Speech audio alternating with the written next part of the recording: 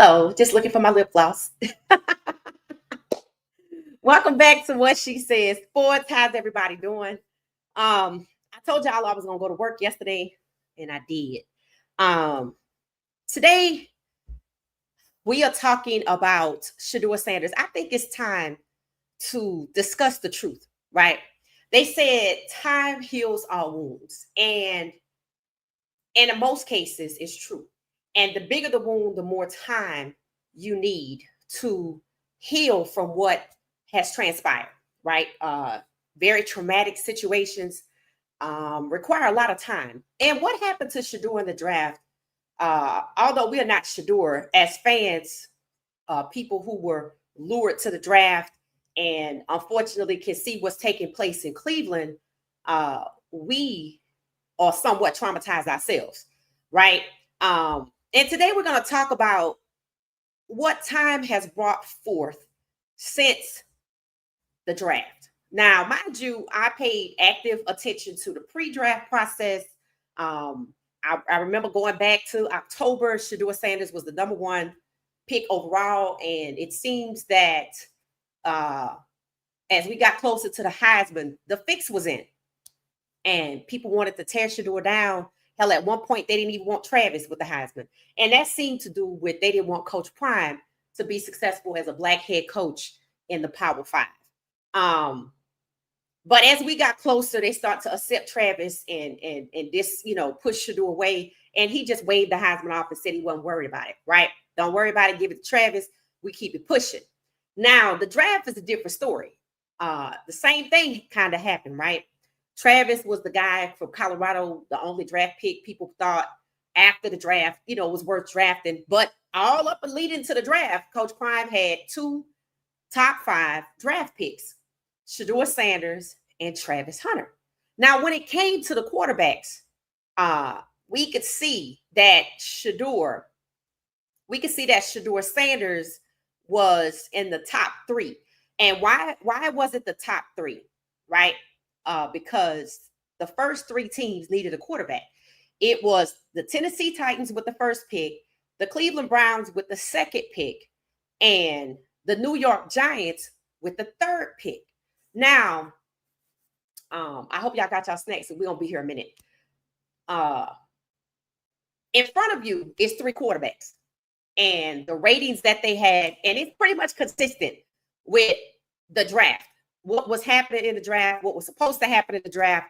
This is based on skill set, not preference. This is based on skill set, meaning Cam Ward was first. So from October to about a week or so before the draft, Cam Ward was first. I should say after October. Then Shedeur was always pigeonholed number 2. And then number 3 with quarterback 5 for the most part was Jackson Dart, meaning Jackson Dart was not going to be a first-round draft pick unless he was going to Pittsburgh. And that wasn't an option. He was always going to be a second-round pick. But as we got somewhere around April, you started to hear people like Chase Daniels and the media kind of parrot Jackson Dart is going to sneak into the first round. And I said, if he's good, why the hell is he sneaking? What they were saying is Jackson Dart was going to take Shedeur's place. And I recall right before the draft, Emmanuel Acho was on Threads, essentially antagonizing Deion Sanders Jr., asking him, did he think Jackson Dart was going to be the number 2 pick? And people got on him and was like, why are you asking Shedeur's brother about Jackson Dart? So what that tells you is that somewhere around April, I would say after CU's pro day, it seems to be the fix was in, that they had already decided to devalue Shedeur Sanders. Now, let's be clear. What we're talking about today is bait and switch. Bait and switch is a tactic that is used to lure one subject in and seemingly, genuinely, but not necessarily. We're going to talk about it as it pertains to the NFL. My question, and it's not a question, I'm going to prove some things today. I'm going to point out that it seems that the Cleveland Browns pre-draft with Shedeur Sanders under false pretenses. Now, I said it, you can change your mind. You can always change your mind. But the things that the Cleveland Browns have done lets you know that they will probably never, ever, ever going to draft Shedeur Sanders at number 2, which means you have to have a reason for that. Why? Because from January that we know of, the Shrine Bowl, on to CU's Pro Day, which is January, February, March, April, all of that time, Shedeur was going to Cleveland. All of that time, Shedeur was going to Cleveland as late as April 4th with Haslam, Barry, and Stefanski with Mary Cabot in tow at CU's Pro Day, talking about how their decision is going to be tough to make. And they went to dinner and it went well with Travis and Shedeur and Coach Prime. So it seems like they were all interested, unless that was the call that came in that said to Shedeur, we're going to trade you for Travis. But from what I could see, no, it didn't go down like that. So the bait and switch comes in that from January to February to March to April 4th, Cleveland was getting Shedeur at the number 2 pick. That pick was valued at $46 million. $46 million. And there's some discrepancy after it came out that the owners took Shedeur off the board. There was a lot of articles put out, one by Mike Florio in particular that we're going to look at, that talks about Shedeur should have had an agent. But we're going to talk about that. We're going to talk about that because I just said a couple of weeks ago when we were talking about Michael Parsons, what the hell did Shedeur need an agent for if Michael Parsons has an agent and Jerry Jones refused to talk to him? So we're going to talk about that. We're going to talk about why Baltimore, for Adam Schefter, who, by the way, said that he would, with certainty, he could say Shedeur was going to Cleveland. I just needed that to prove that Shedeur was headed to Cleveland at number 2. I don't give a damn if they change their mind. What it proves is you pre-draft with him extensively because you told me that. You told me multiple times you pre-draft with Shedeur extensively. So how is it that Shedeur Sanders, you consider paying him $46 million?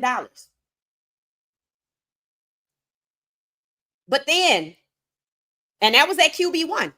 He's going to be your franchise QB. But somewhere around April 5th, 6th, 7th, 8th, or 10th, you decide to finalize trading that pick. And you decide to pivot to Dylan. But nobody knew about it. Bait and switch. I reel Shedeur in bait. And I pivot to the target that I've had all along. Dylan. Bait and switch is illegal, by the way. So is collusion. So while Shedeur Sanders was number 2 off the board, Jackson Dart coming in the second round, possibly going to the Saints or somewhere else, right? And that could have went like that, right? But clearly the New York Giants had their own agenda. And the Giants have a connection at the quarterback position from the Giants franchise to Ole Miss at the quarterback position.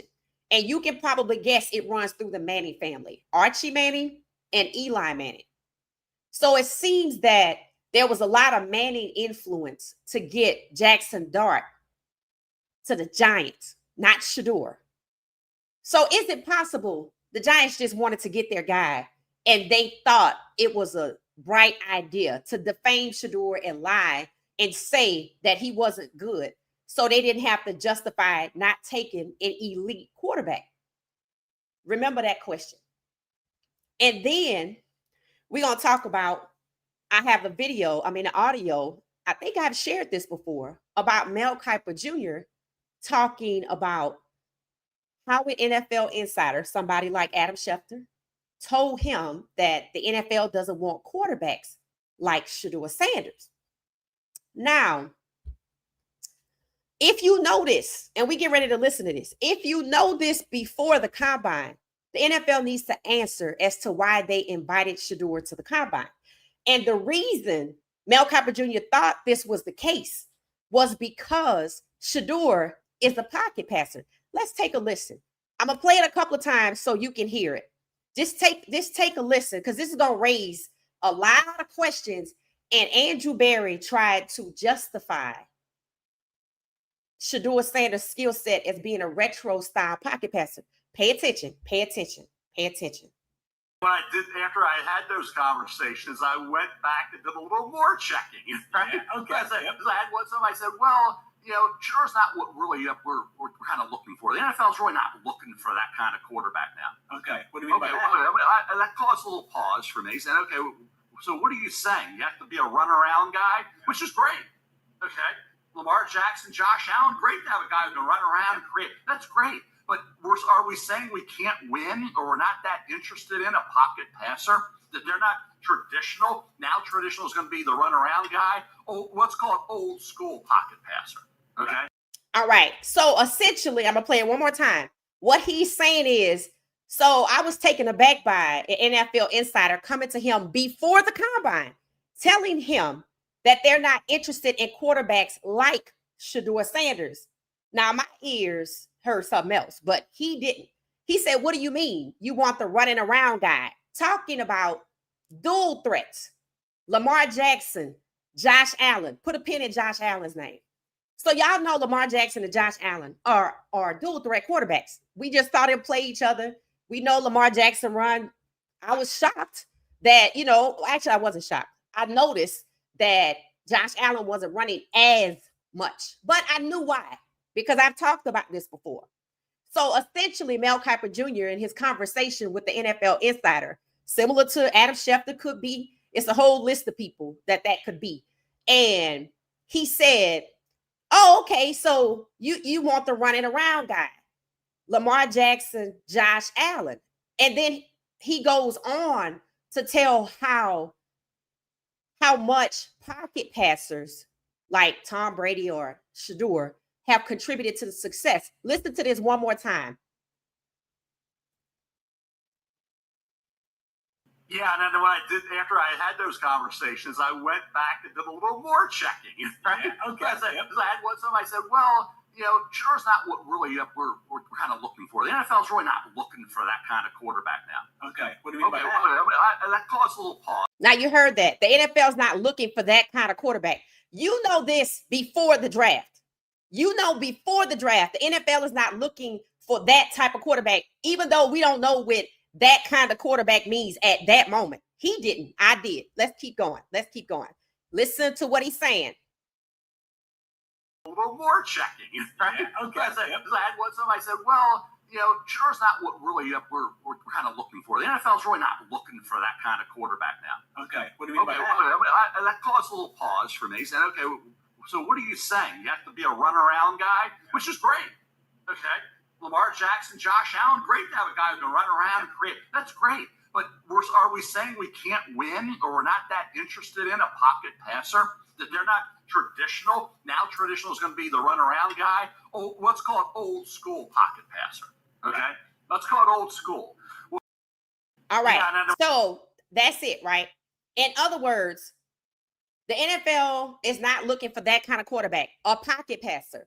That's the traditional type of pro-style offense that they run with the pocket passer. As you know, since Donovan McNabb, mobility or dual threat is the term from the late 90s to the early 2000s to date. Dual threats. And that's how the numbers of black quarterbacks have grown so rapidly. Dual threats. And once Michael Vick was drafted #1 overall, Michael Vick was the first black quarterback to be drafted #1 overall, the position that Cam just went. And that was in 2001. Cam went #1 in 2025. So between 2001 and 2025, the growing trend to drafting black quarterbacks with athleticism known as dual threat or mobile quarterbacks has risen to the 2025 draft, making 17 to 32 a possibility. That was the plan. The quarterbacks coming out of college in 2025, Cam Ward, Shedeur Sanders, as you saw on this list, right? These two young men right here. Cam would be number 16 and Shedeur number 17 to 32. Now, y'all know my theory is a lot of what happened to Shedeur in the draft with the owners taking him off the board was not about him being entitled. It was about preventing 17 Black starting quarterbacks because Cam and Shedeur, drafted in the first round, would be inherent QB1s. Does that make sense? All right. So understand this. Cam is a dual threat. Shedeur uses his legs, but he's still a pocket passer with mobility, right? No, I don't know why people said he was a pure pocket passer. He's a hybrid, in my opinion, but he's not a run-first quarterback. That's the difference. All right. So understand that. That's where we are. Mel Kiper Jr. walked away from that conversation with the belief that Shedeur's skill set is a pocket passer and the NFL doesn't want that kind of quarterback, right? What is Jackson Dart? Jackson Dart is a pocket passer. Jackson Dart was drafted before Shedeur. So this squashes that theory right away. It squashes the theory that the NFL doesn't want that kind of guy with the definition of kind in the context that it was told to Mel Kiper Jr. being a pocket passer. Well, that can't be true because Jackson Dart is a pocket passer. And not only is Jackson Dart a pocket passer, I knew one of the reasons Josh Allen was not running as much is because they're trying to convert him to a pocket passer. So the guy you just paid $330 million is being converted to the same type of quarterback as Shedeur Sanders. But that's the kind of quarterback you don't want? False. That's not what kind meant. You see, nobody has a leg to stand on to say that Shedeur's skill set is outdated and the NFL doesn't want it because they just paid Josh Allen $330 million to be it. To be a Shedeur. And they drafted a pocket passer and Jackson Dart ahead of Shedeur. So the NFL definitely wants that kind of quarterback. But what kind of quarterback does the NFL not want right now? 17 to 32. That's the kind of quarterback they don't want. So on draft night, if you recall the draft, Mel Kiper Jr. was beside himself. He said what was happening was disgusting. You know why? Because he figured out racism. They didn't want him because he was Black.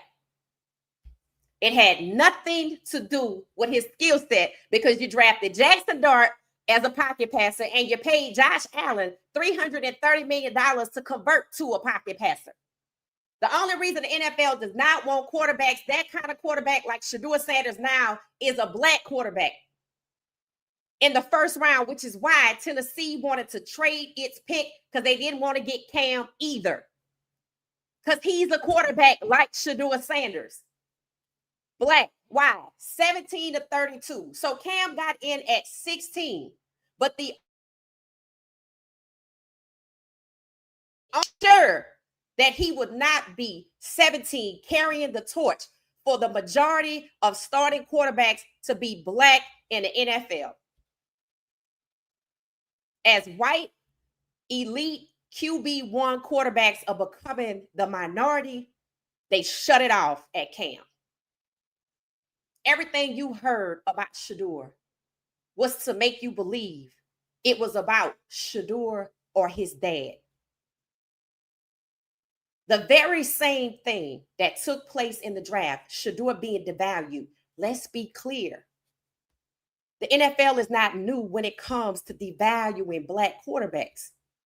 All they did in the draft by locking Shedeur out was restrict his movement, which is the very definition of collusion, and devalue him because by the time he would get drafted, he would be at a deep discount or cheap. The NFL is not a stranger to devaluing Black quarterbacks. I have talked about this multiple times. From 2010 to 2022, teams were chronically, that's the time period, underrating Black quarterbacks in the draft. What have they said about Shedeur? He's not that good. They devalued him intentionally. The plan was to always devalue him because why? The NFL doesn't want quarterbacks like Shedeur Sanders now. They should have said the NFL doesn't want quarterbacks like Cam Ward now, but you wouldn't understand what the hell they was talking about. Or maybe you would. Y'all don't know Cam's daddy. So if they said he was troublesome or a shadow or always in his son's business, or they was afraid they was going to lose their job because he wanted to get it, it wouldn't make no sense. But it makes a whole hell of a lot of sense that Coach Prime, who actually has an affinity for the NFL, they could say he want to get our job. Of course they could say that. How many times did they say from the Heisman somewhere around October when they started ranking the players to damn near day before the draft that Coach Prime was going to take somebody's job? And it didn't help the whole Dallas, Coach Prime to the Dallas Cowboys thing, but I knew that that was leverage, and they did too. They just needed an excuse to get their guy Jackson Dart in New York. But let's talk about Cleveland, because that's who we're talking about tonight. So you see it right here. You watch them devalue Shedeur. You watch them scapegoat his dad. You watch them defame him. You watch them discriminate against him. You watch them restrict his movement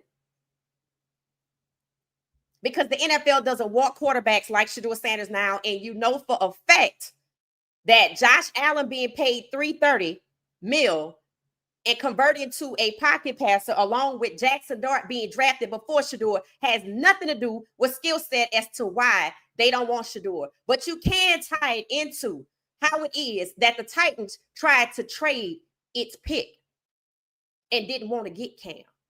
And look at the way Cam is being treated. So we're going to stick to it's because they black and 17-32 because nothing else fits. So now that you know that, let's move on to Cleveland. All right. So I have quite a few videos.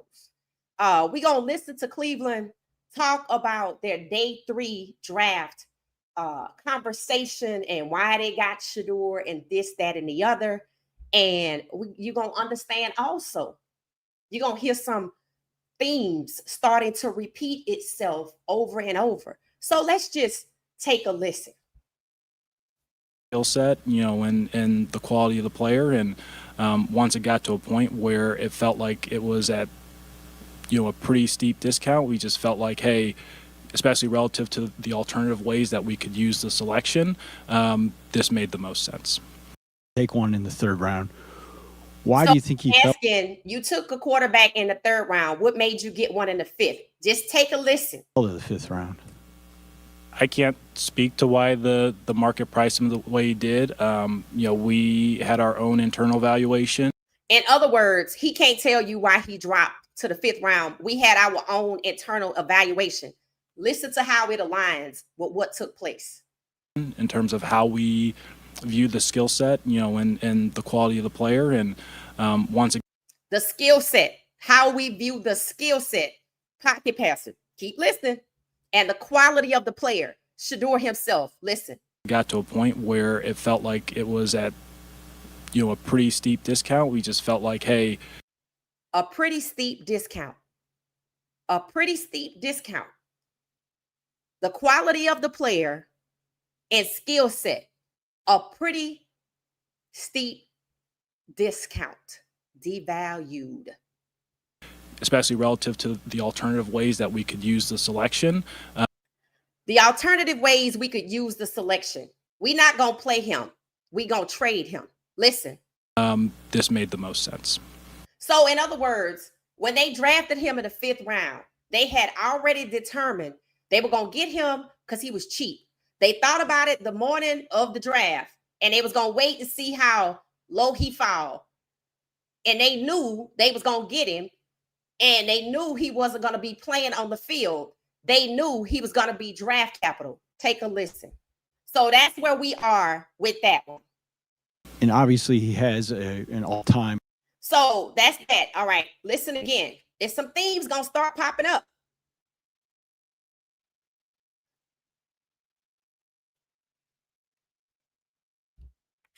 And knowing Shedeur as well as you got to know him, Knowing Shedeur as well as you got to know him. Why would they have gotten to know Shedeur? Because they pre-drafted him extensively at the $46 million price tag. But then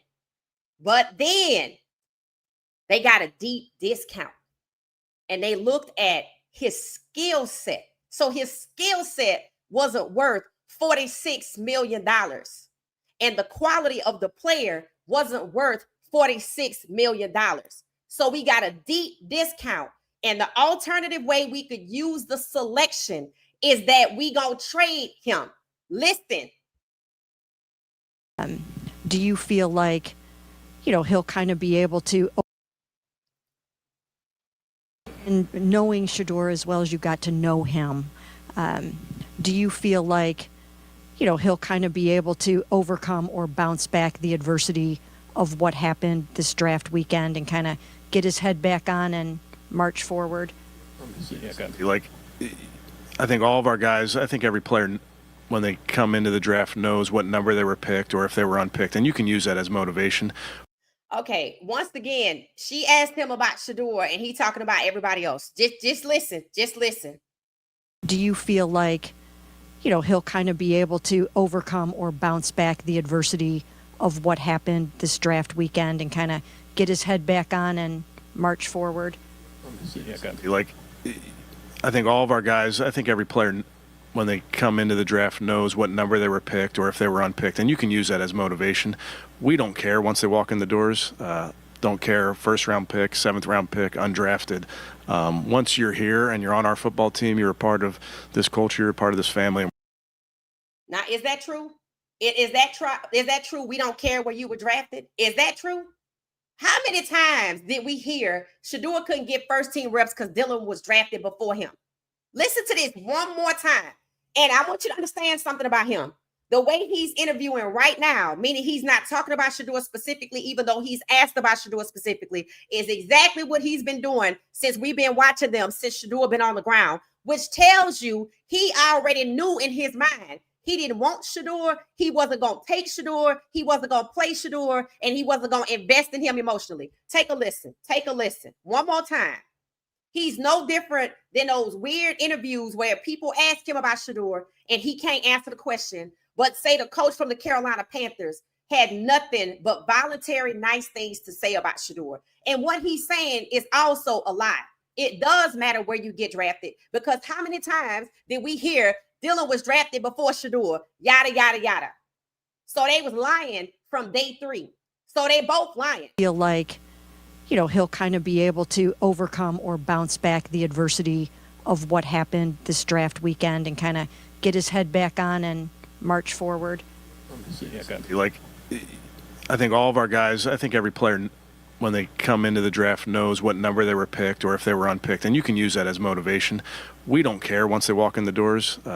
Don't care first. Now he is lying. You could use it as motivation. What did Cleveland use Shedeur's draft pick selection as? It wasn't motivation. What did they use it?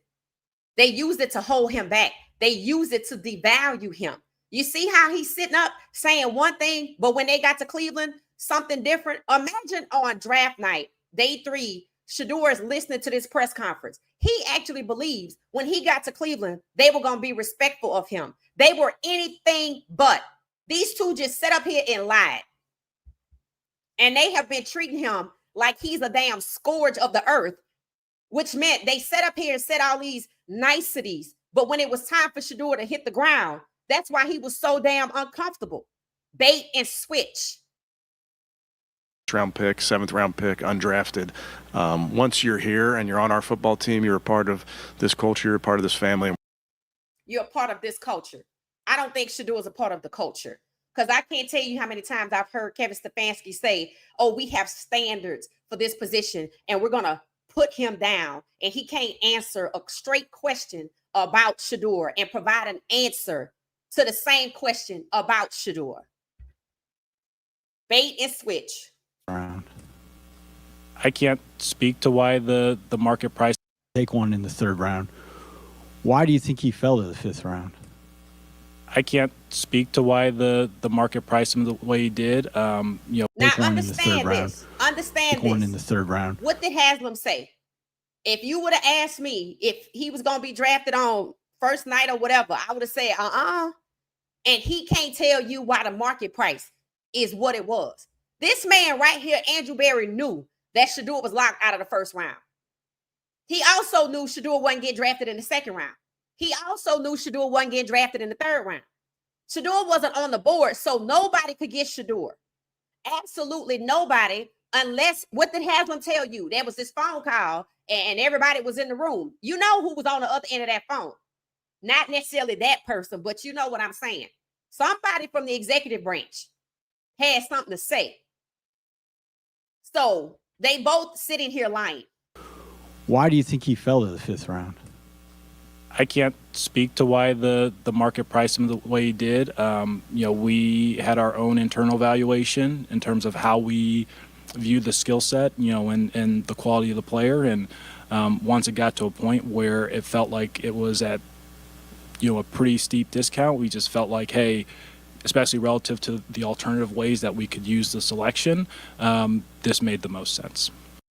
So deep discount. Speak to how others view him. Now, I think this question is about did call him to talking to Shedeur. Just take a listen. You can't really hear the reporter. To him, and what was maybe his message to you guys? Well, at least I can. Again, it was a disappointing slide from somebody who expected to get picked early first round. Andrew Berry's gonna answer. Our message to him, it's really all this. It's like, look, got to come in and work, and you got to come in and compete. You got to come in. You got to come in and work. You got to compete. That was the message. The reporter was asking, what was the message that you all had for Shedeur when you made the draft call, and what was his response? So you got to come in, you got to compete, blah, blah, blah. That's the message. Nothing's given. Nothing's given. Remember that. Put a pin in that, because he's mimicking what the New York Giants said about Shedeur being entitled. The owners mimicked it when they said they took Shedeur off the board because he was entitled. And now Andrew Berry is saying it. If you go listen to the full-length 17-minute Day 3 press conference, Andrew Berry also talks about Shedeur growing up in the spotlight, but nothing will be given. So they're saying he's entitled. But just listen. They're all repeat. So Andrew Berry is telling you that he knows the entitled story. He's using it. He's just not using the exact word entitled. He's saying Shedeur is entitled indirectly. He grew up in the spotlight directly. See, those are the themes that keep coming back where Cleveland is concerned.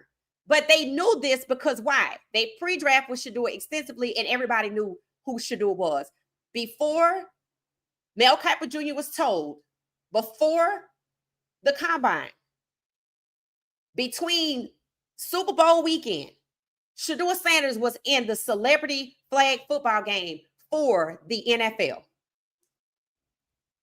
So they knew he was famous, right?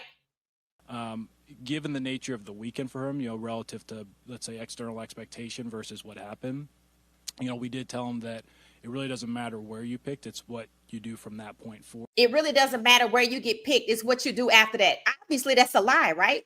Because Cleveland went on to proceed to treat Shedeur like he couldn't do anything. He couldn't pick his own jersey number. He couldn't get first team reps because he's a 5th round pick, which means they sat here and lied. They already knew what they were going to do with Shedeur. Barry told you the alternative solution for their pick. They were going to use him as draft capital. They were never going to play him. But they pre-drafted him at $46 million. That is the equivalent of somebody hiring you, interviewing you to be the CEO of their company. And when HR call, after you go through 7 interviews, HR wants to make you an intern. You don't have to hire the person at all. Word. Bait and switch. That's what this is. Bait and switch. Because that's the reality for all the guys that we selected this weekend. So anyway, that's that on that. So listen, we made it to the point where you could see they pre-draft with him. Mary Cabot says, you know him so well. They talked about, we're not going to talk about the lie that they didn't know why he fell, because they did. What we're talking about is they knew him so well because they pre-draft with him at $46 million. And then when they got him for $4 million, they already knew the alternative use for him was draft capital, but that he could come in and be treated like it doesn't matter where you get drafted. But that's a lie. Look at the way they treated him since he got there. The only thing that doesn't matter about where Shedeur got drafted is how they exploit him for likes and clicks. I just looked at Cleveland's page today, and when Shedeur was mic'd up at his game, he has 600,000 views. Nobody else doesn't even get into triple-digit thousands, not even double-digit thousands. So they're exploiting him for likes and clicks. And they're saying where he got drafted didn't matter. It's what he does when he comes in. Well, we remember the tracker when Shedeur won the competition not once but twice, and it didn't matter. So they lying. See, this is what time also does. Time reveals the truth. And these two from day 3 are already caught in lies. One in particular gross lie is how they said it didn't matter where Shedeur got drafted. It mattered what he did when he came in. It also proves that they mimicked what the New York Giants said. They mimicked what the owner said when they took him off the board. It also proves that on day 3, they were going to wait to see how far he fell so they could get a deep discount because they know he going to outproduce his draft stock. And what does that mean? It means that I'm going to get more for you than I paid for you. That's exactly what that means. So Andrew Berry used the term indirectly. Nothing is given. You have to come in and compete. You have to earn it. He came in and compete and it didn't matter. Why would you say nothing is given just because he grew up in the spotlight? That's unfair. Oh, you're saying he's entitled, like the Giants, like the owners that took him off the board, the quality of the person. And look at this. We looked at this before. Again, a theme pops up here, right? This is where we get into, we already talking about bait and switch. Now let's talk about revenge. Revenge for the New York Giants, revenge with the Cleveland Browns. So when we look at this, this was an anonymous NFL assistant coach that people were upset was running around defaming Shedeur, and it's documented that the NFL allowed this to happen.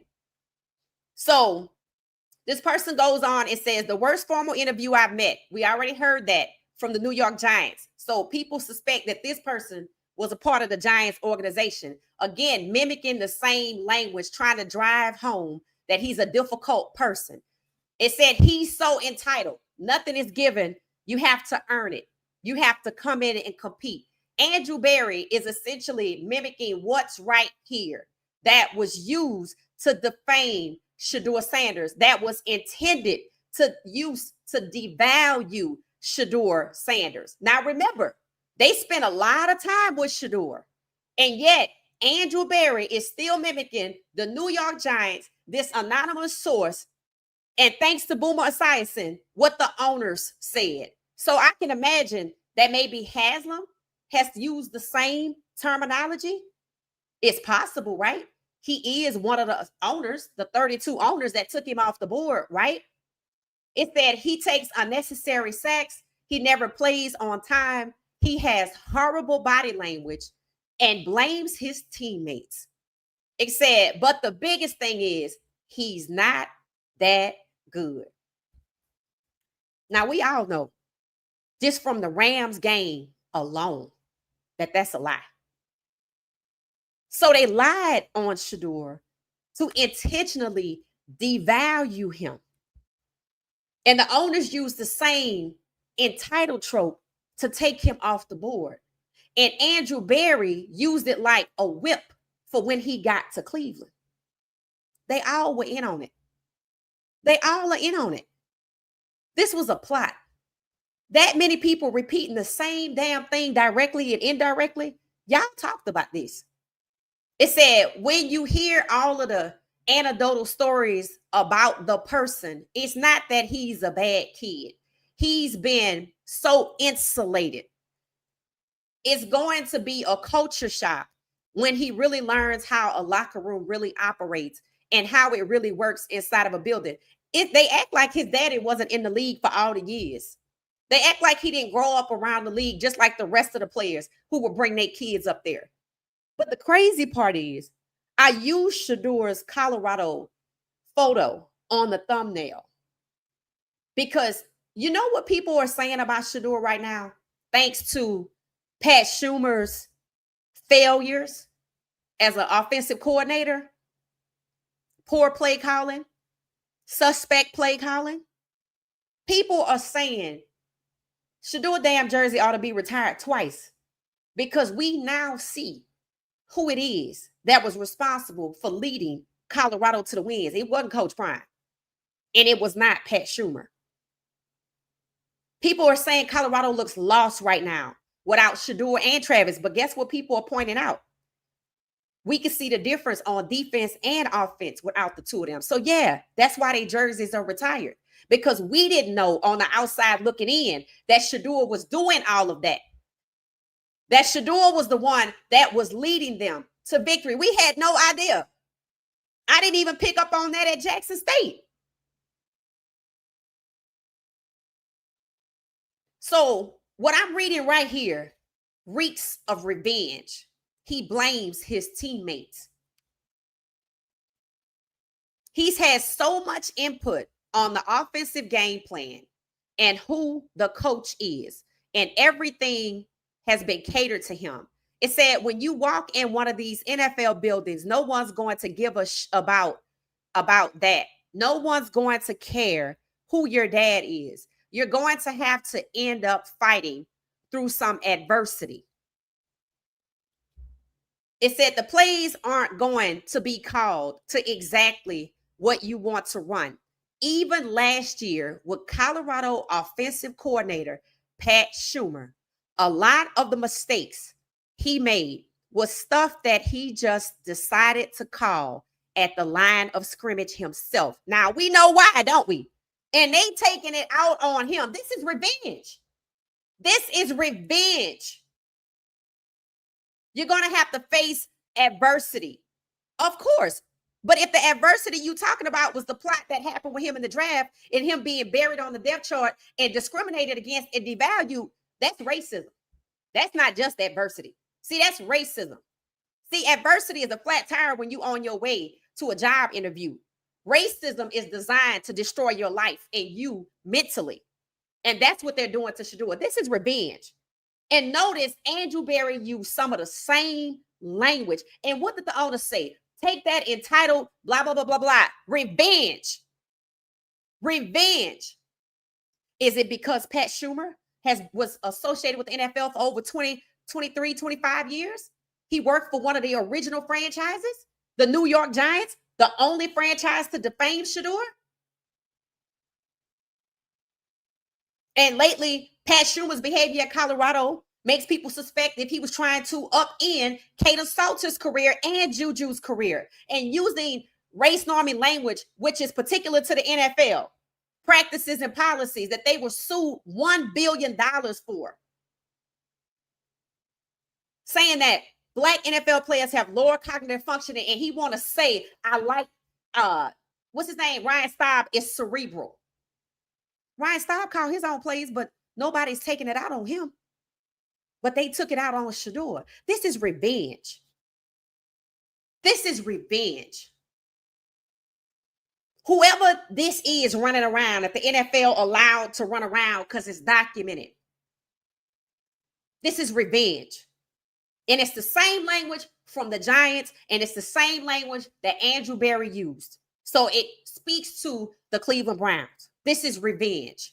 And Pat Schumer worked for both of those organizations, and revenge should be questioned, especially with how Juju and Caden were shunned, and Dominique Ponder too. The way that Georgia Tech game went, it was essentially gift wrapped and given to Brent Key. The U of H game as well, because it was the same damn game plan. Wear out the defense, and we ain't got to worry about the offense. And all of that in the Delaware game was just so it could be Ryan Staub. instead of who Coach Prime brought in, which undermines Coach Prime. Maybe Pat Schumer felt undermined, so that's revenge. Revenge should be questioned and investigated. You cannot ignore the relationships. So the NFL taking it out on Shedeur, revenge against Shedeur for calling his own plays. If he did not, Colorado wouldn't have been 9-2. And time has allowed us to see that it was essential that he call his own plays. And Coach Prime should investigate why Pat Schumer was sent his way and why Pat Schumer worked for the two organizations that set out to destroy his son. One thing about it, Cleveland can't say anything about Coach Prime, and the same exact revenge is taking place. They can't say, I'm worried about my job, because Stefanski ain't worried about his job and Coach Prime getting it. You can't say he's shadowing Shedeur. He hadn't even been there. He was battling, fighting off cancer. So Shedeur competing and winning twice and it not mattered had nothing to do with Coach Prime. It has everything to do with 17-32 in the draft and revenge. He was the perfect person for them to take revenge out on. But what did he do? Oh, he called his own plays at Colorado. For that to be documented, that must be huge. Revenge for calling his own plays at Colorado. When Pat Schumer compared Shedeur to Daniel Jones, on Reddit, they immediately knew. They said it. Oh, that means don't draft him. Daniel Jones played for the New York Giants, where Pat Schumer worked. Again, the only team to defame Shedeur. So let's talk about the humiliation. We already talked about the devaluation, the discrimination, 17-32. Talked about the revenge because Shedeur called his own plays. And Pat Schumer was the offensive coordinator, their buddy. We know Pat Schumer was Kevin Stefanski's boss. Now let's talk about the humiliation. Did Cleveland make the call? No. The New York Giants did, where Pat Schumer worked, whose name is mentioned right here. Revenge. Now, what's happening in Cleveland? Exclusion and humiliation. Why? Jim Crow. 17-32. I saw a whites only sign when I was getting ready for, it's just an image, this podcast. And I was thinking it said whites only waiting room. I was thinking of editing it to say whites only quarterbacks, whites only, because that's what it is. See, what's happening in Cleveland goes back to the NFL doesn't want quarterbacks like Shedeur Sanders now. And we know they didn't mean pocket passer. And even though Andrew Berry in one of his interviews refers to Shedeur as a pocket passer and retro style QB, it's funny how Josh Allen got paid $330 million for that retro style of quarterback that they want him to go to. I already know why they want him to go to it. They also drafted Jackson Dart ahead of Shedeur with that retro style of QB. It just don't work for Shedeur because he's black. Shedeur is being excluded and he's being humiliated. Those are the tenets of Jim Crow, which led to 6 million black people in the Great Migration up north into the Midwest and West and East to escape Jim Crow. And Shedeur got to deal with it every day. With dog whistles from Stefanski, we're going to have to put him down. Stefanski should be investigated for revenge because he worked under Pat Schumer, who also was a head coach in Cleveland. But they worked together in Minnesota. And then Pat Schumer tried to get Stefanski hired in New York, and New York didn't want Stefanski, but they hired Pat Schumer. That tells you Pat Schumer got some serious connections, which might be why Coach Prime is so slow to move away from him or trying to do it very carefully. Because make no mistake about it, the Giants is the second highest valuation of a franchise in NFL, and they are the original, which means they carry a lot of weight, a lot of clout. So if you was a head coach for them, you know some people pretty high up. And that explains the humiliation. The Ole Miss caller being associated with the New York Giants, who drafted Jackson Dart from Ole Miss and was welcomed by Eli Manning because Manning, Eli, and his father are alum from Ole Miss. So it looks like the Mannings were responsible, possibly, for bringing in Jackson Dart. Now, whose idea was it to try to humiliate Shedeur just because New York wanted Dart? Revenge? Because of Pat Schumer? I mean, New York was the first franchise to go on the offensive and defame Shedeur, and it made absolutely no sense. And I've said this. It makes no sense for New York to defame Shedeur because they want Jackson Dart, and I'm right. And that's not why they did it. Pat Schumer used to work there, and somebody needs to investigate. If Cleveland pre-draft was Shedeur extensively at number 2, he would have been gone before New York had time to pick. So that's not why New York defamed Shedeur. He can't read plays, Pat Schumer. Cleveland is saying the same thing. Shedeur can't read plays. Pat Schumer worked over there too.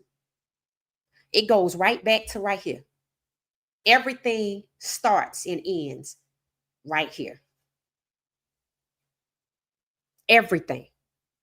Revenge, humiliation from the New York Giants. Pat Schumer worked for the Giants. Pat Schumer worked for the Browns. Andrew Berry parroting, entitled indirectly. This anonymous source is either New York or Cleveland. I'm going to go good money on New York. Everything that happened to Shedeur is right here in front of you. He's not that good. He doesn't deserve to be drafted in the first round. Well, when you saw him play against the Rams, that's also obviously a lie. So, defamation, discrimination, they devalued him, they humiliated him, they excluded him. 17-32 in revenge. That's why. So, for everybody wanting to know why it is that Shedeur didn't go to Baltimore, here's my question. Why not Buffalo? Why not the 49ers? Why not Minnesota? Why is it that they want to tell us about Shedeur not wanting to be paired up with another black quarterback? How many pairs of black quarterbacks are there right now? 12. Which means 24 black quarterbacks are QB1 and QB2 or QB1 and QB3, which means the person in the back likely has no chance to play. Dorian Thompson-Robinson was a pair in Philly, and he got waived, and I think he's trying out for Canada and maybe Green Bay. He doesn't have a home yet. So that's an easy pathway to cut somebody. And again, $46 million is CEO money.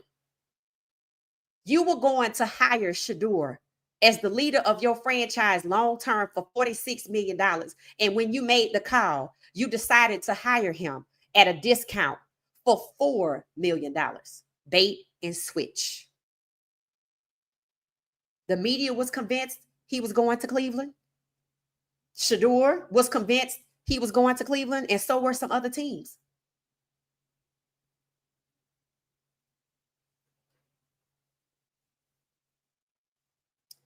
You know, we talk oftentimes about quarterback being the most important position in the sport.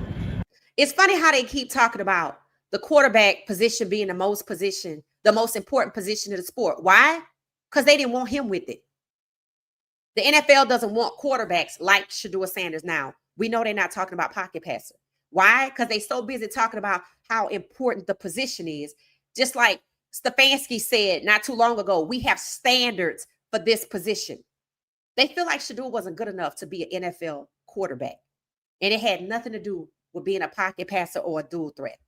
And Andrew Berry is the one telling you this. So that meant he's in on it. Devalued. We obviously spent a lot of time with Shedeur throughout the process. Spent a lot of time with Shedeur throughout the process. Discriminated against and devalued. He's highly accurate, can play well from the pocket, very productive college career. And So if he's highly accurate and can play well from the pocket, what's the problem? What's the problem? Isn't that what you need? Isn't that what Josh Allen is converting to? Isn't that what Jackson Dart is? Isn't that what Flacco is? Isn't that what Dylan Gabriel is? we felt like it wasn't necessarily the plan going into the weekend to select 2 quarterbacks, but as we talked about, we do believe in best player available. We do believe in positional value, and we didn't necessarily expect him to be available. We didn't expect him to be available. Well, where the hell did you think he would go if the owners took him off the board? Since the owners took him off the board, you didn't expect him to be available. What did Haslam say? If you would have told me he was getting drafted on night 1, I would have, So he's lying. He's lying. How did you expect him not to be available? He wasn't on the board.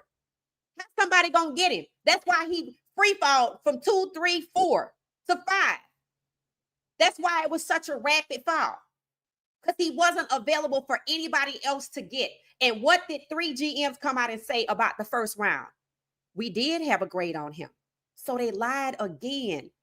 Lies, deceit, discrimination, devalued again black quarterbacks, which is cause for a class action lawsuit for black quarterbacks. The quarterback position is the most important position. They didn't want Shedeur with it. They don't want Cam with it.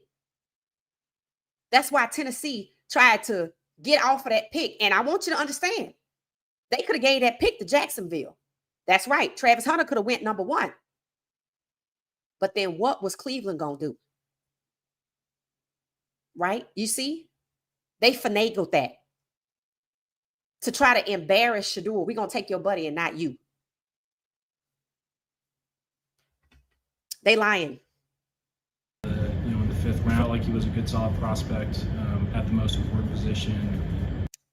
A good solid prospect at the most important position. So what the hell is the problem?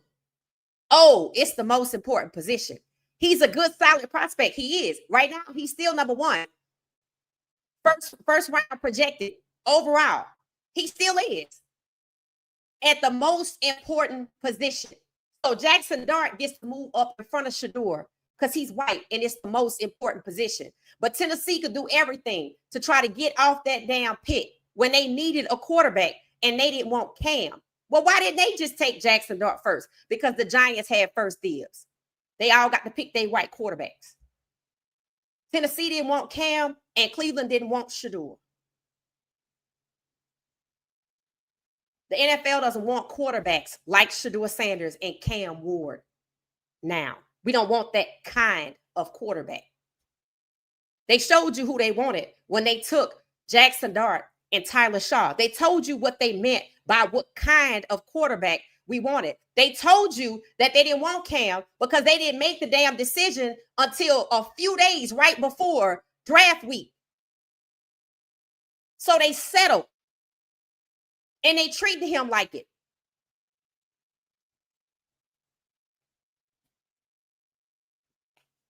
So we're going to talk about this article. Mike Florio wrote about Shedeur Sanders and what the problem was. Essentially, I'm just paraphrasing. And if you don't know who Mike Florio is, if you remember a few months back when we were talking about the 61-page document, Pablo Torre came out and talked about it and revealed it. He got his hands on it. And Mike Florio did a series of, I think, podcast episodes for NBC or somebody else about it. So in other words, he's in the know, right? Now, I knew he said this about Shedeur, and I think I told y'all about it before, but this is the perfect time to bring it back up. Again, this is one of these people, I don't know if Florio describes himself as an insider or an analyst, but the point is, listen to what he is saying about why Shedeur was devalued in the draft. Take a listen. I'm going to read it to you.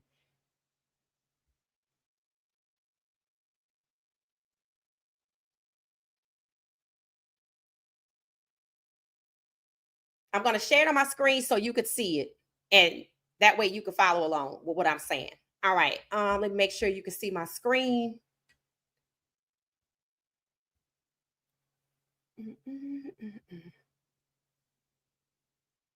All right. This is it. I had to look for it. All right. All right. Okay. So right here, I already read the article, but I just went back to AI because I knew to find it real fast. All right. So Mike Floria said he used the phrase about Shedeur having half of an uncooked Pop-Tart. They talking about his money. It said to describe what Shedeur Sanders was left with financially after bypassing an agent during the pre-draft process. The comment he wanted Shedeur, the grown QB, wanted to get his full pie is a paraphrase of his sentiment. Okay, let me just quickly tell you 3 things that popped up right here. This is about money. Now, what did Andrew Berry say at least once or twice? Something about a deep discount, right? They got him for a deep discount and an alternative way the selection will be used. So he wasn't going to be playing quarterback for them, the most important position. This is about money, and Andrew Berry said they got him for a deep discount. Now, Mike Florio, when he wrote this piece, clearly had not a grudge against Shedeur, but he felt some type of way that he thought he could say these things about Shedeur. Now, listen to this. All right.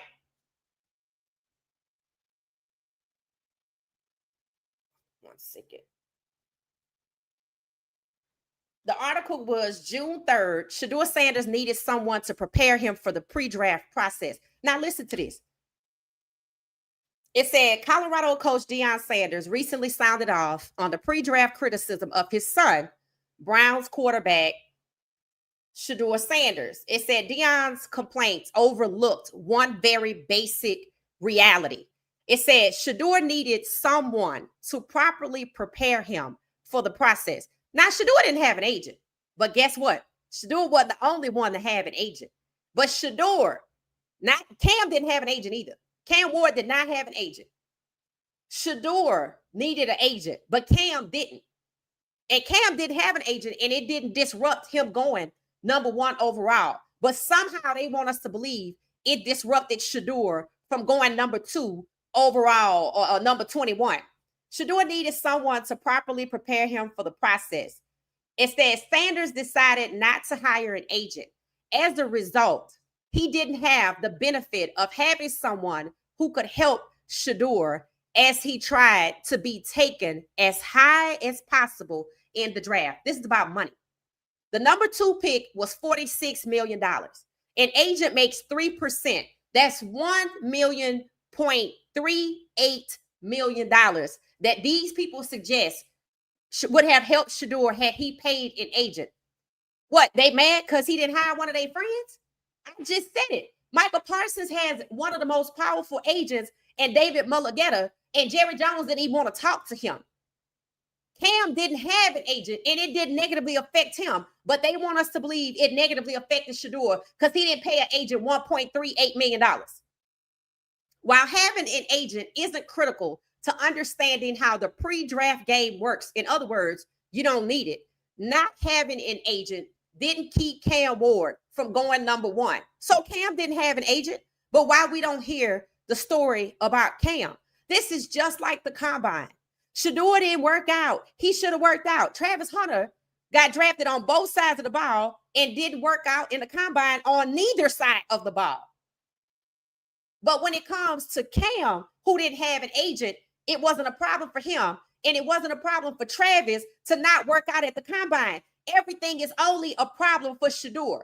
This is when you're looking for a problem. This is what it feels like when they're looking for something to hang him on. It says some players need to hear what an agent has to say regarding how to properly approach interviews. Shedeur did not fail his interviews. After Ms. Pilar came out and said, put the tapes out if he didn't do good. You see, they backed off of it. It was written. The New York Giants backed off of their claims about Shedeur not having good interviews. What did the post that I had up with all the Sharpie colors start off by saying?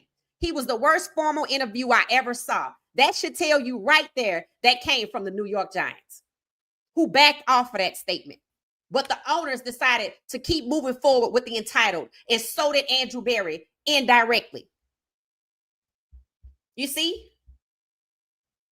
So essentially, they were talking about he needed an agent to pay somebody $3 million to help him. It said, we avoided and continue to avoid trafficking in anonymous opinions disseminated before the draft. They talking about that post that I had.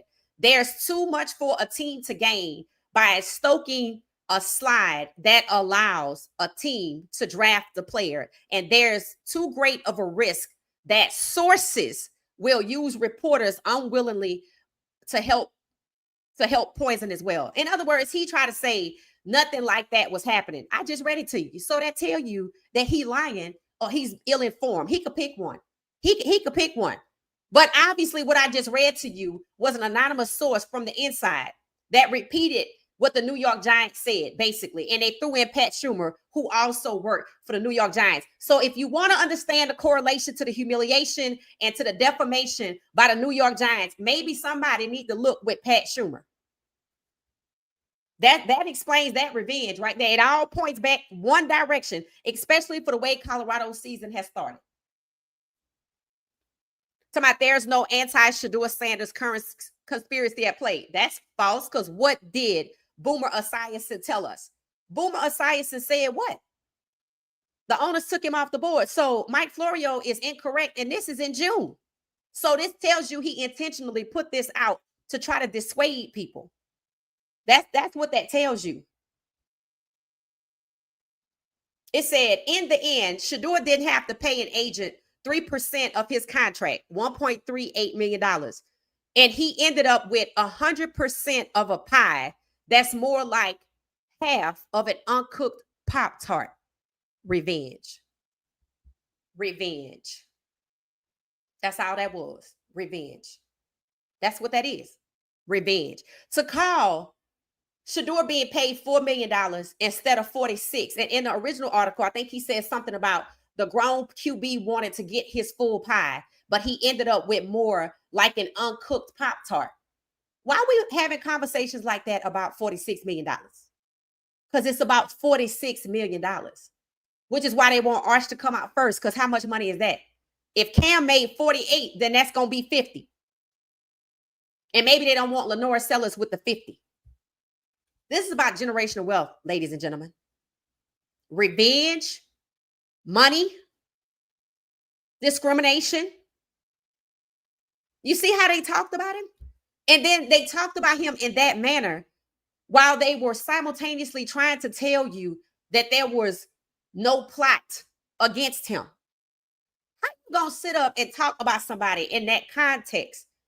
How you gonna sit up and say he should have had an agent? He should have paid somebody $1.3 million, which is 3% of $46 million, to guide him through the process. But then in the same article, it says Cam didn't have an agent. That tells you right there. They will write and say any goddamn thing to not appear guilty. And that's exactly what a lot of them are. Between the Cleveland Browns and the New York Giants, guilty. Defamation, humiliation, revenge, devalued, collusion. That's what they're guilty of. So instead of asking why Shedeur didn't want to go to Baltimore, hell, why they didn't try to get him to the 49ers? Why they didn't try to get him over there to Buffalo? Why they didn't try to get him to New England or to Minnesota or to the Lions? Why not those teams with white quarterbacks? Why did it have to be a team with a black quarterback so he could be a pair or a triplet? You see, Huntley didn't want to go back to Cleveland. So that tells you how tough Shedeur got it. He just tough. So this is about revenge. Overwhelmingly, to devalue him, because it's not new when it comes to the NFL. They didn't want him as a black quarterback right now because he's number 17. Even if he plays in the season, he's number 17. And that's exactly how Andrew Berry knew that the alternative use for the selection would be a draft pick because they wasn't going to let him play, whether it was revenge or 17 of 32 or both. So that's what it is, ladies and gentlemen. That's it. That's what I've been working on. So, Shedeur just need to wait on God. That's it. Because that's the only person God is the only one that could undo this mess. This is a mess. This is an absolute mess. And they don't want the truth to come out. And they hid their racism behind Coach Prime being their scapegoat. Because Coach Prime don't have nothing to do with the humiliation and the exclusion that's still happening to Shedeur. The revenge at the hands of Kevin Stefanski, with people saying Kevin Stefanski gonna get fired because he's still bullying Shedeur. Again, that goes right back a direct line to Pat Schumer. This is about revenge. He was pushed down in the draft and taken off the board by the owners, 17 to 32.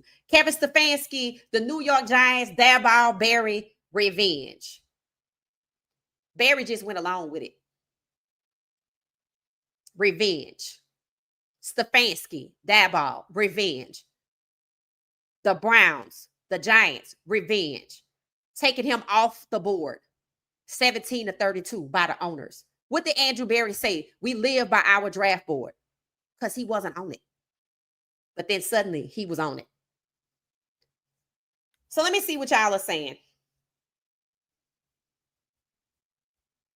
So what time has done is point out the truth and how they have been lying and how this was about revenge and discrimination and collusion.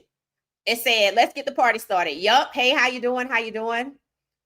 Hit the like button. Hit the like button for me. I think there's over 200 people. 200 and I can't see. There's a lot of us. Hit the like button. Thank y'all so much.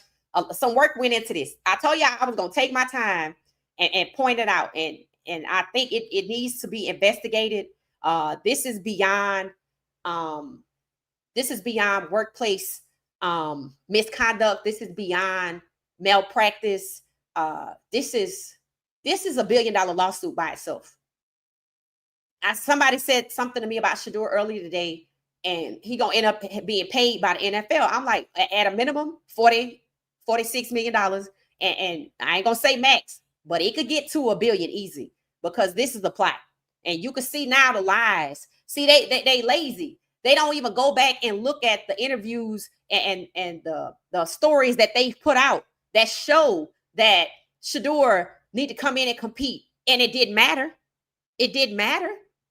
And they don't even they don't even care that you could make a direct connection from Pat Schumer to Stefanski or to the New York Giants. And then that's where the humiliation come from. And this whole person running around, the anonymous source, obviously is connected to the New York Giants. Who else had a formal interview with him? The Giants were the only ones that were negative. I looked at what the Browns said. I looked at what the Titans said, and the Saints didn't say nothing.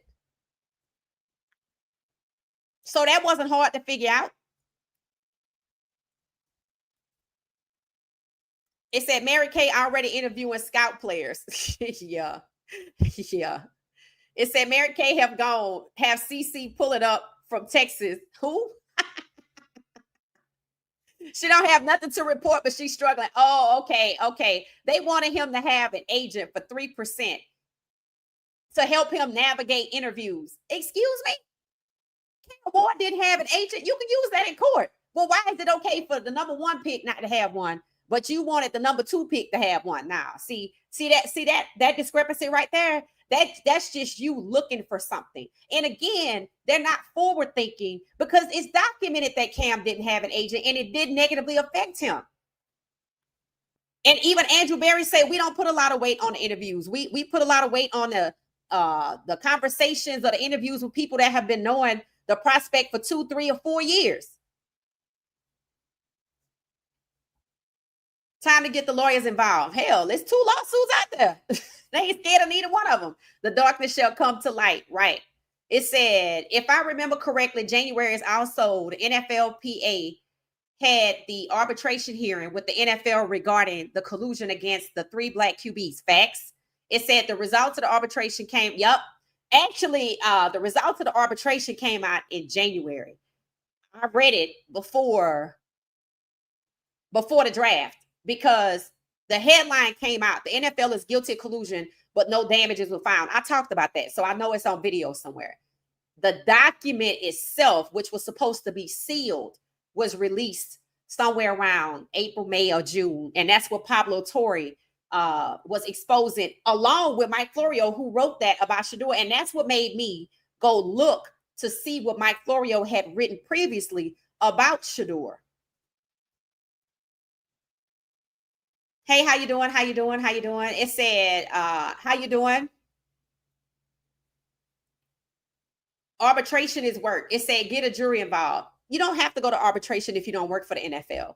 And actually, Brian Flores' lawsuit is allowed to bypass arbitration because the judge said that the evidence was so damning and that the NFL's arbitration process is not really a real process. It's just something that need work. So his trial is a jury trial. Again, Brian Flores' lawsuit. If you notice, when I post a thumbnail every now and then, that's Brian Flores on the front of the thumbnail.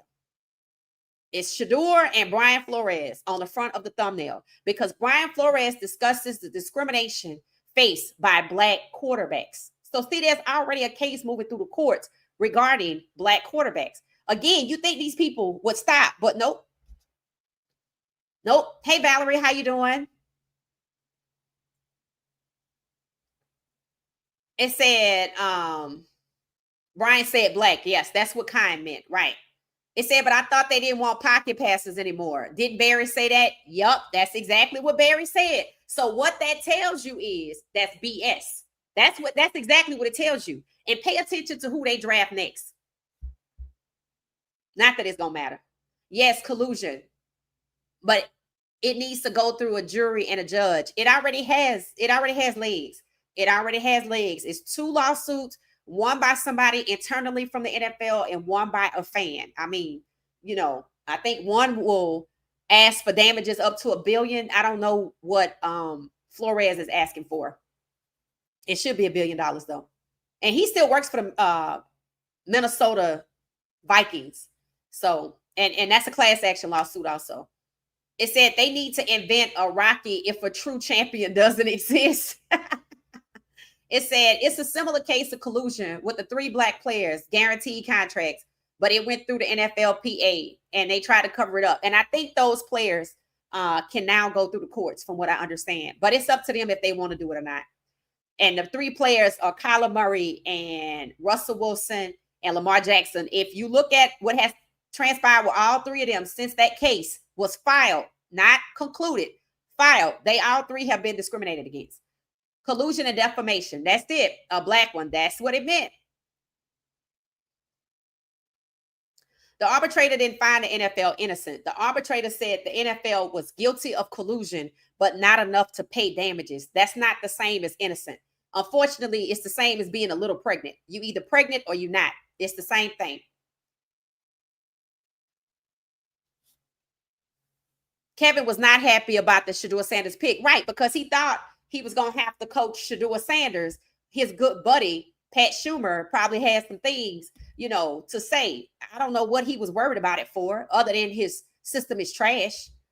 Maybe he felt like, well, Shedeur, had to call his own plays against Schumer. And remember, Stefanski runs Schumer's system. So he probably felt insecure that he would come in and expose his failures because his system is trash. Dylan Gabriel pre-draft evaluation was from 4th to 7th round. Right. Barry was up there lying. Right. Pawn, P-A-W-N, pawn. It said, my son ain't never playing football. A lot of people are starting to have their kids play soccer because of this very thing right here, or baseball. It said, no, it's cool. He just got to know what the deal is. Get your money and get out healthy. I don't know. I think there's so many different ways to make money. I don't know. We were talking about destroying, right? So I told y'all he bought 2 Fat Tuesday franchises. Well, now he has a Nike commercial. So Nike saw, in my opinion, what Under Armour is doing with Gunna. Gunna and Destroying have never played in the NFL and both have deals with the likes of Nike and Under Armour. That's a lesson to all of these athletes that think they need the NFL. I know many still want him to play. I want Shedeur Sanders on the sidelines with the hat back, with sunglasses and all over playing for these people. Yeah, it says someone has to go. Hopefully Kevin or Barrett. Yep, we'll see. We'll see what happens, because I know something's going to shake. I know something's going to shake, because I don't know if y'all realize it. This story is not dying. The story is not dying. When they keep putting stuff out like they did about the story out, the narrative that Shedeur is difficult, that he passed on Baltimore, that made people ask, well, why would you try to send him to Baltimore? Because it proves they were trying to bury him behind not just a quarterback, but a black quarterback, pitting two black quarterbacks together. And I told y'all, I keep telling y'all, Shedeur and Lamar Jackson situation is similar. And in fact, Florio or somebody else wrote that Lamar Jackson slid down because he didn't have an agent. That's what they were trying to say, because they wanted Lamar to switch to a wide receiver. And he didn't. And because he didn't have an agent, couldn't nobody help him with that. But Isaac Newsom, who's black, who was on the way out, stopped the slide by trading up from the second round to the first to get him. Let me tell y'all something about the NFL that I've noticed. The NFL goes by the one-drop rule. So if the NFL goes by the one-drop rule, where do you think they stand on heavy melanin versus light melanin? Lamar Jackson, Shedeur Sanders.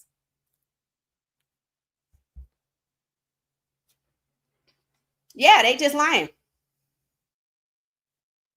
Two dirty guys on the screen. Yup. It said this would be good to show in court when they are sued. The video's out there. It's out there. It's out there. Looking like two clowns up there. Yup. Just not telling the truth. Hey, the mom map, how you doing? It said the NBA has changed because these guys will hold out. Yeah, that's guaranteed money. That's guaranteed money. That's why Barry had that look on his face when Shedeur got drafted. Right. And if you go listen to the whole interview, Stefanski tells Mary Cabot, because she was asking about it. Stefanski was like, no, that the way we look wasn't timed up to what was really going on. I'm like, bro, you just gonna lie. Like, get out of here with that. Get out of here with that. Hey, Matt, how you doing? It said different message than what he gave Dylan Gabriel, right? It was like night and day. Everything is earned. Nothing is given. The disrespect, right? Entitled. That's all they trying to say indirectly. Good evening, good evening, good evening. He can't do anything, even if he's perfect, right? He's won the competition twice, and it didn't matter. But they're sitting up there on day 3 saying, oh, yeah, when you come in, it don't matter where you get drafted, blah, blah, blah, blah, blah. You come into the culture. It's funny how he mentioned the culture. And that's Stefanski. You come into the culture and, you know, it's what you do when you get here. I'm like, that obviously is a lie. That's obviously a lie. That damn interview right there is got some smoke to it. Like, that's crazy. Everything that happened to him is the direct opposite of what they said on day 3. Karma coming. I think so too. It said, well, they need to speed up the trade. If they trade, it's because of what I said. It's going to be forced. The heat is going to be on Cleveland. And they're going to be like, we need to get this heat off of us. Yep. It's like they pimping him out.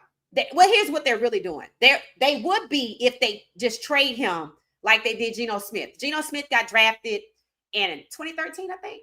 And he went to one sorry team. Next year, he was on another sorry team. And the year after that, he was on another sorry team. I think it went like the Jets, New York, and the Chargers. And then he ended up in Seattle. It took 4 years, 4 seasons or something like that for him to get some traction. That's what they want to happen. And I don't know if y'all know, Tyrod Taylor is starting because Justin Fields is out. I looked at the Giants depth chart. With Fields out, they got one quarterback. 3rd and 4th position is empty. Now, you know Shedeur could be over there. Don't be surprised. Now, why is it you're starting Tyrod Taylor with no backup? That don't make any sense to me. The number 2 quarterback, the last quarterback on the depth chart, number 2, is the starter because the starter is concussed. but they don't have a 3 and a 4 like Desmond Ritter? Desmond Ritter was just sent to Minnesota. With JJ McCarthy out, they have Carson Wentz, somebody else, and Desmond Ritter. They got 3. So why is it that Tyrod Taylor is over there by himself? Don't forget, Tyrod Taylor is also suing the NFL. He's a 13-year veteran, but when he was with the Chargers, he was the starter. And a doctor was giving him a routine injection and punctured his lung. And they took his starting job from him, and he never got it back. He's suing. His case is supposed to go to trial because he asked for a jury trial October 25th. October 2025. Yep. It said that get back gonna be real. It is. It's coming. It's coming. So they're not. Here's what they're doing. They're benching him. That's just the best term for it. Draft and destroy. Draft and bury on the bench. Draft and kill your career. That's what they're trying to do. They got to play him if they want to get a trade for him. No, they don't. No, they don't. Because he wasn't on the board when he got drafted. Remember, they had to put him back up there, or they didn't, and they just sent him to Cleveland. He gonna get sent to his next place. They're not gonna have a choice in the matter, and they all probably working together. And hell, it could be New York or the Saints or whatever, but it's gonna be because of pressure. If they wanted to do it, they would have done it already. When it is done, it will be forced. I have pinned to my ex profile who's gonna force a trade for Shedeur. You're gonna see. It said they are in the same sense, Mac. Yep, I hate how the NFL does business. Yep.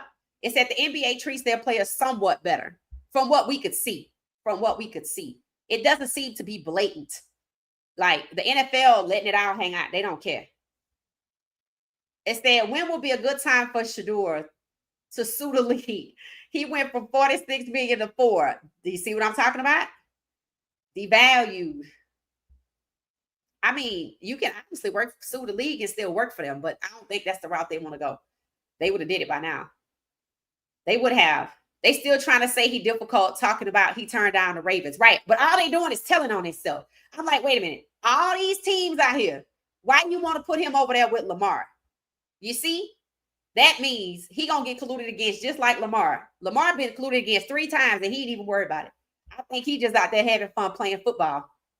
I mean, you know, $235 million is hard to turn down. And, you know, if it makes life easier, then I guess you're not worried about it. But why? See, that's the question that should be asked. Why Baltimore? Why not the Patriots? Why not Buffalo? You see, they want to put him behind another black quarterback. They don't want to put him behind a white quarterback. 17 of 32. That's what that proves about Baltimore. Let me see them say they were going to put him behind a white quarterback. I want to see it. It ain't going to never happen. Somebody was like, oh, I think he could go to Buffalo. I'm like, that ain't going to never happen. I'm like, that ain't going to never, ever happen. I'm like, He could go to the Jets. Again, they don't have nobody. But you see, Minnesota got everybody, and the Jets got one person. I'm like, how you just going to play with one quarterback? That's nuts. Like they starving the team. Lying on him. He wasn't worried about that. Right. I hope Shedeur has a team that's keeping all the receipts. I mean, there's so much documentation out there. They don't have to just look it up. That's it. Shedeur came very cheap to them due to the NFL collusion and draft route. Right. Bait and switch. Bait and switch. So for 3/4 of the process, you were going to be our $46 million QB. And at the last minute, 2 weeks before the draft, we pivot to Dylan, our choice all along. The way they are protecting to make sure Dylan stay in front of Shedeur, it tells you they were never going to get Shedeur. That's pre-drafting under false pretenses, and the process they use was bait and switch. That's illegal. They both are illegal, and so is collusion. It shows you that the Browns colluded against him too. The devil never wins. That's facts. It said they are reaching. Yeah, they reaching. Yeah. It said we have enough proof by all the things they did to him. Everything else they say is lies. Right. That's why I say it's a lot of proof out there. It really is. It said, I'm surprised ain't nobody saying nothing. Even the Ravens tried to get him for cheap behind Lamar because they was going to bury him. The crazy part is, if you Shedeur, again, that's CEO money. You coming to me and gonna pay me CEO money for 3/4 of this process. Anybody else would have been out here looking at houses that cost $10 million because they're about to get paid 46. And that's probably what was happening. But when it's time to make the call, you want to pay me intern prices in terms of the NFL. 46 million to 4 million. And Andrew Berry told you we got a deep discount. Don't you think that's an interesting term for somebody that wasn't gonna never get him? You got a discount. What? I thought y'all wasn't interested. I would have thought you would have said you got a bargain. Yeah. Hell. Why couldn't nobody else get it? Why did it have to be one of the organizations that Schumer worked for? I'm not letting that go. It said this information was provided by Schumer. It said you can't tell me anything different. It said they're attacking his character, right? What did Andrew Berry say? The quality of the player. The quality of the player. It said God will reveal, period. That's what it is. So that's really what time is doing. It's revealing the truth. Also remember, the NFL is not the end all to be all. Facts. And that's what I want people to understand. With Gunna getting an Under Armour deal and destroying, never played a down in the NFL, a Nike deal. Come on now. I always knew Shedeur was good. It's obvious, right? And that's what it proves. It proves that he basically was like, well, now I'm not going to just take the first thing y'all offer me to be stacked behind Lamar. He either could see at that moment that they were setting him up to never play, like to be rude to him, to be cruel, because that's what that was. That's cruelty. Again, that's bait and switch. And this is what I mean by it doesn't matter if Cleveland want to come out and say, yeah, but we changed our mind and we have the right to change our mind. So why you treating him like he not that good? Just like it said right here. See, if this was a truly anonymous person, everybody wouldn't be parroting the same language. How do they treat Shedeur?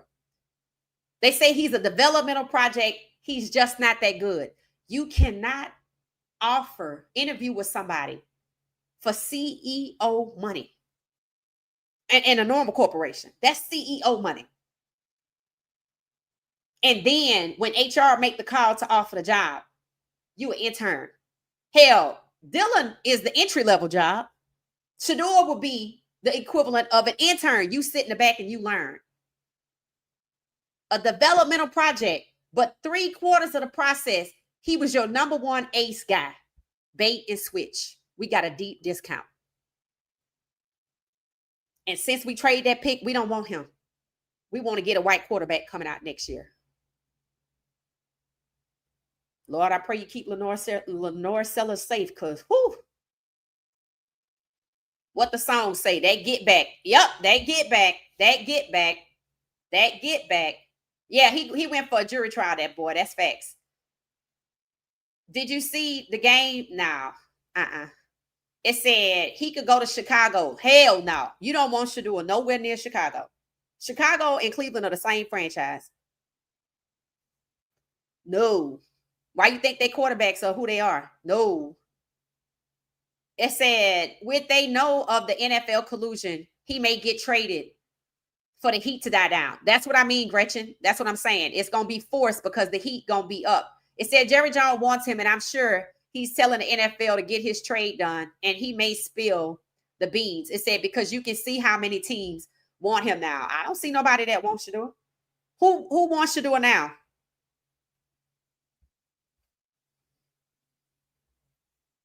It says, does this remind anyone else of marching for integration? No. Why do you say that, Blue Moon? Let me know. I don't even know if many people could make the connection. Mary gonna be Mary. Yeah. Yep, I always get a jury trial. Facts. So that's it, guys. That's it. Obviously, you can see everything starts and ends. What the devaluation is here, right? It's already happened. It's not new to the NFL. 32 owners taking him off the board, hiding behind the word entitled, was just to make sure when the draft wrapped up, in the first round, there were not 17 black starting quarterbacks with Shedeur Sanders. And then this is the revenge right here. So you take these two posts right here. This one is the revenge.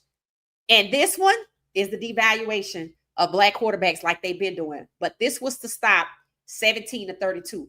And that's what they did. That's exactly what they did. So that was it, guys. This was good. I hope y'all liked it. 237 of us hit the like button. Very educational in terms of what time has revealed since the draft. And again, there's so much out there that was said after the draft that now when you look at it, you can see that there needs to be an investigation. That's it. That's what it needs to be. And you can see that it doesn't just involve the Browns. It doesn't just involve the Giants. It involves the Giants and the Browns when it comes to the revenge right here on the screen. All right. I'm going to get out of here. Thank y'all for watching What She Said Sports. I hope, the information. I feel like a lot of people, don't truly understand that this is a layered situation, right? The devaluing and devaluing, the collusion, and then over here the humiliation and the revenge. But it's sinister nonetheless. And that's what people need to walk away with. All right. Thanks for watching What She Said Sports. I'll be back tomorrow, 6 p.m. Eastern Standard Time, members only chat. I already got the show in draft mode. It's going to be a good one. Again, bring your topics to the table if y'all have some topics you want to talk about. And you should already have the notifications because I scheduled the 6 p.m. yesterday. Okay, have a good night, everybody. Thanks for watching What She Said Sports.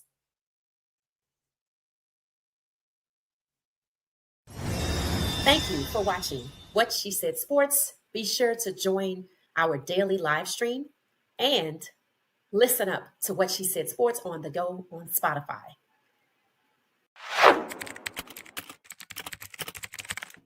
Thank you for watching What She Said Sports. Stay for another video.